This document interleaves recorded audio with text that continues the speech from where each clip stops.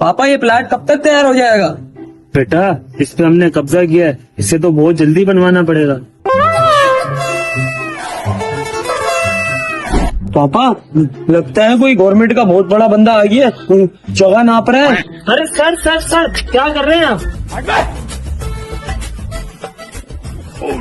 Sir sir sir sir, ये किस चीज की टेंशन ले रहे हो? काहे का नाप ले रहे हो? साहब आपका खर्चा पानी का इंतजाम कर रहा हूँ। जा साहब के लिए कुर्सी लेकर आ।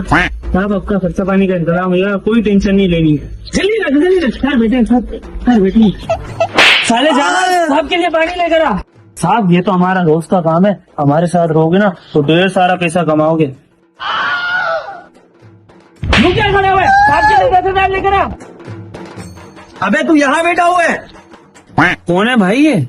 अरे ये मेरा बड़ा भाई है, पागल है, घर से भाग जाता है। चल घर पे। ऐसे क्या खड़ा हुआ है? जाके मेरे लिए सर के दर्द की गोली ले।